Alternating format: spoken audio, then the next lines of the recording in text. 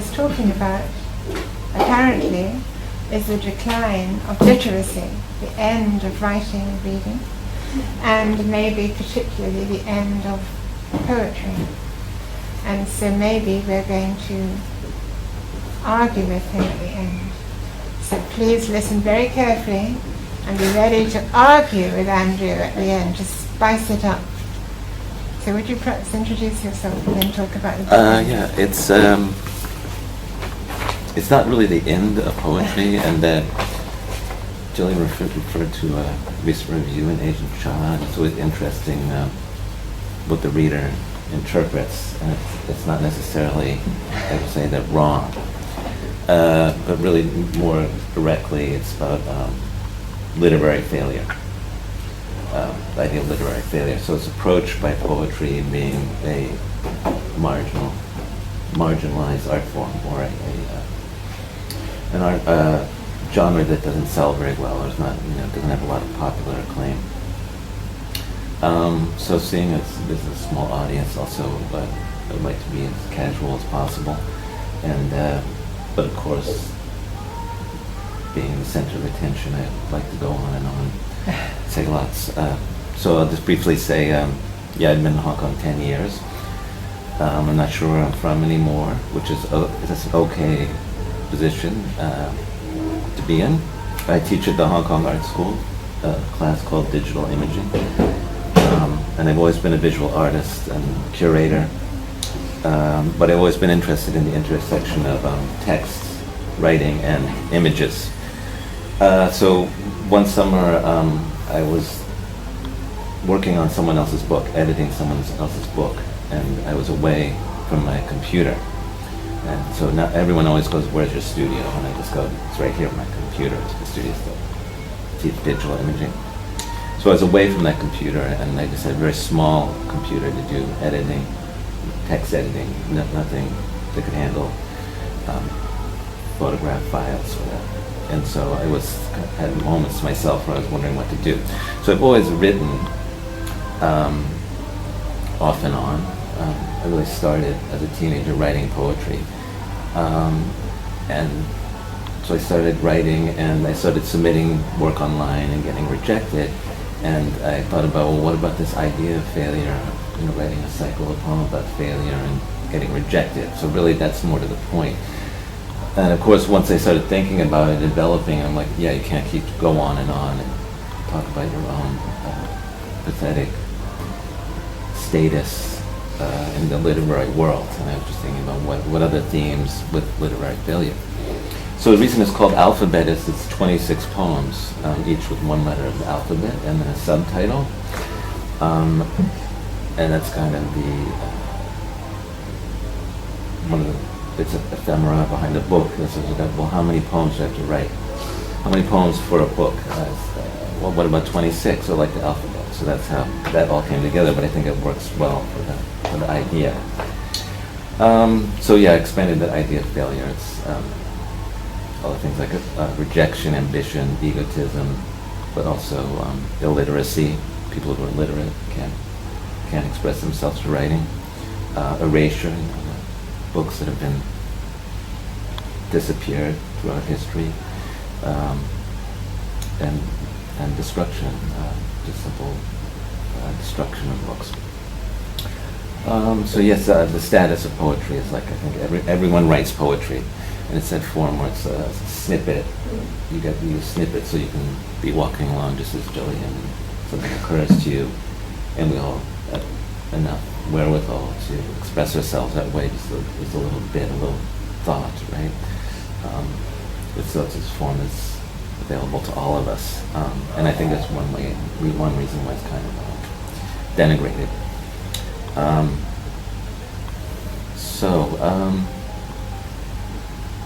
I think I'll just launch into and read one of the poems, and I would say also that it's they're kind of what I call narrative poems,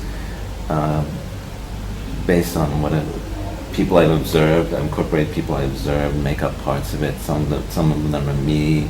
As I said, I had to expand the idea, so I had to bring in a woman's voice also. can't completely be a man's voice. And I think it seems like men also are more, consumed with this, being a sort of patriarchal society, more consumed with their status and ambition and having a loud voice. And so I felt like I had to bring in a woman, and I'm going to read one of those poems. So the subject matter might seem bleak, right? It's about failure, rejection and failure. But as I've gone along reading these, I felt like I kind of developed a comedy routine. And so we did an event at the Fringe, and two people came up to me and said I really wanted to burst out laughing, but there was something about me or my delivery or the venue where they felt like it was a poetry reading. I can't laugh out loud. They came up and went, that was hilarious. I wanted to burst out laughing. And I've had that, I've been like that my whole life. Very, flat, dry sense of humor.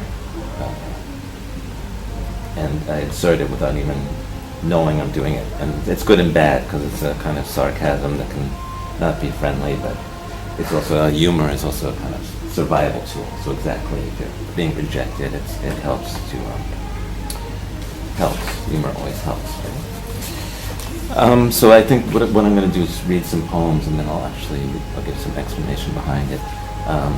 So that's all the background I'm going to give to myself, but I had prepared more about the status of poetry if we want to discuss that later. Mm-hmm. So the first poem I'm going to read is the last poem, Z. So as you see, it's like that, A through Z, with a subtitle. Mm-hmm. And this one is called Kill the Poets, which is, it's talking about failure. That's really a disaster, right? It's not a failure, we're actually killing the poets. So, Z, kill the poets. Kill the poets because they are only at war with themselves, reading in small columns, hardly enough to fill a category, keeping an epic or a couplet in the front of their minds, on the company's clock, or in someone else's trench. Kill them because they refuse to say exactly what it means exactly, saying it actually means many things at once. Even facing a firing squad, they dispense pledging, recognizing the inherent limits of the idiom. They serve no purpose, serving no time but the time in between jobs, losing track of the economy, writing in prisons or on a pension, willing to rest in broad tombs or a meager hole. This is why they are so dangerous. They stand apart, willing to lend a hand, but keeping their own thoughts intact, diagramming a kind of thinking that could never be followed while still locating a rocky path. Kill off the poets, those who were stubborn enough to accept all the variations, from strict meter to free verse, those willing to move from New Orleans to New York City and back again. They are only dogmatic in the infernal saloon, only patriotic in the God-forsaken outdoor school. The genre needs to be expunged. The world can do without this epistolary immorality, this language without practical use. The poets must be wiped out to make way for a better paying job. So that's it. That's the punchline at the end. We've got to wipe them out because no one's making money from poetry. It's partly also that poets are always fighting among themselves about they can't even agree with themselves or agree on what poetry is or should be. I've thought this many times about artists, why in a totalitarian regime, artists are some of the first to suffer because they're a loose cannon. They might agree or disagree or change their mind at any moment, and they're not subject to any program, and they're not programmatic this way. That was what that poem was. Some of the ideas behind it. So this one is called A Files. If you've been paying for storage space, for leftovers, holdovers, to be revised, refurbished, reshod, soon to be resold scenes. What jewels are hidden there? What brand of charcoal? If the curator is self-appointed, then how can the self-named archive install sheaves of bark, animal skin scrolls, shards of embossed mud, and the endless electronic cachet? Files, generation of flies. They burnt down the library, go to the temple and sacrifice some paper. And then we will start over again, once again, among the curious flies, like we might be blank slates, the first technologists, the poet's obscure meritocracy. So curiously, I opened Jillian's book, and she has a poem called Storage Space.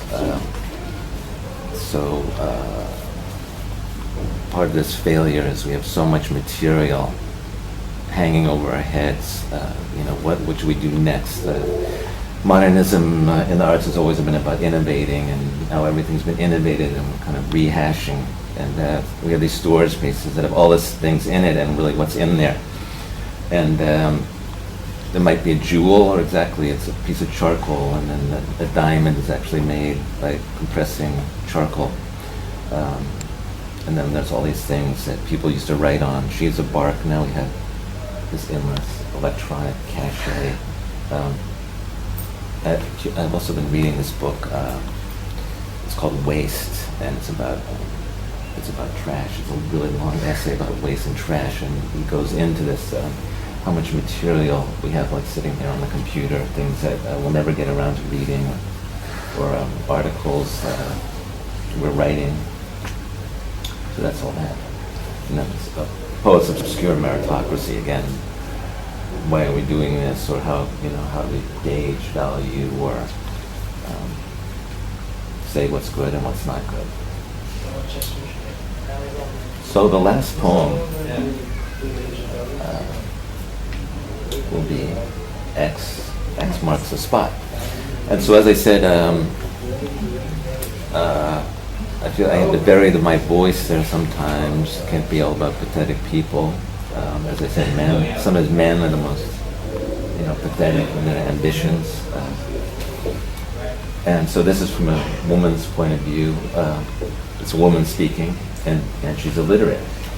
And I'm writing in kind of a dialect or accent. As you can see, I'm dropping the G, which is in America kind of more of a southern accent, where you drop the G, like nothing is nothing. So I kind of slip into that accent when I'm reading this poem. It's called X Marks the Spot. Nothing has to happen for there to be our story. Words coming out of our mouths, telling things. The sound of happening, so to speak. The times we went somewhere and settled down, and those that along the way fell off. Those speeches are like water in a river. Unreported twigs rushing by, while that big old log, some tree that got named, backing it up. None of us never knew no ciphers, though we surely spoke, made noise, wrangled over events, memories in and out of order, phrases remembered and then reversed. We could speak, that's for sure, so the letter writer wrote it down, a halfpenny per word. But what did you want to say? What was worth the telling? There was a story, and then there was space. That horse just standing still like time was froze, slow as stars in the sky. Some of us didn't know the words to a few songs, a whole baleful of lives, and living packed into a few tunes, a few choruses, a handful of lyrics floating on the ether. That there was surely us, me and him. On the other side of the figuring was a hard and fast notary, pointing to a dotted line telling me to sign with my one letter. X marks the spot. I took his word for what it was worth and put the penny in the purse. We all knew the count, if not the type, that small type above my X. That's all for now, Ma. Your daughter standing on the corner of this here far-flung town, under the awning and on the planks, next to this here letter writer. He's scratching and marking like a fever, a map of germs, like the grip from another planet. Thank you very much. Thank you.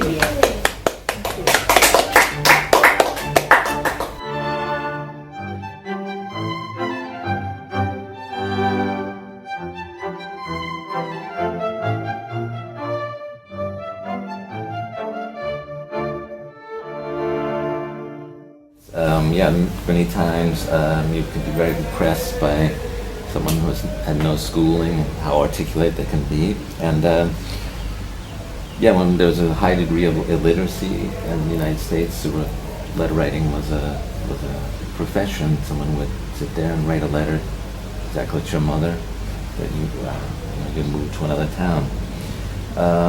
And so this idea of, well, what does she have to say?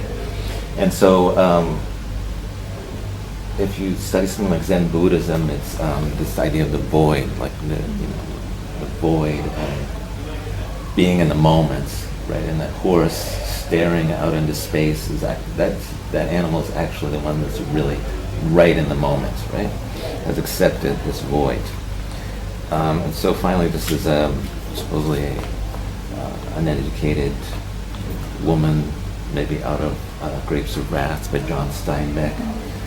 But she's talking about this writing is like a fever, which is William S. Burroughs has this idea that language is a virus from another planet.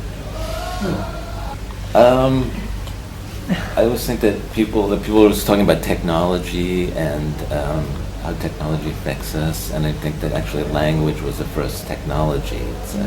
We build things from it. We can't build anything without language. So we kind of forget that it's this tool we use. I think as a writer, like people ask me if I've written about Hong Kong. Yes, I've written some things about Hong Kong, but as a writer, when you start writing, you really go back. So actually I think this book it's all the references are from America. They're all the references. The language, the idioms, the experiences. So I think if you've never been to America, you have to like situate that I'm from Boston. I spent most of my life there, which is a big university town. So there's lots of writing and poetry events, readings. I suppose so, but that's what I'm saying. It brings the reader always brings something, and when the reader interprets, you don't always go, wow, that didn't occur to me at all. But it's not wrong.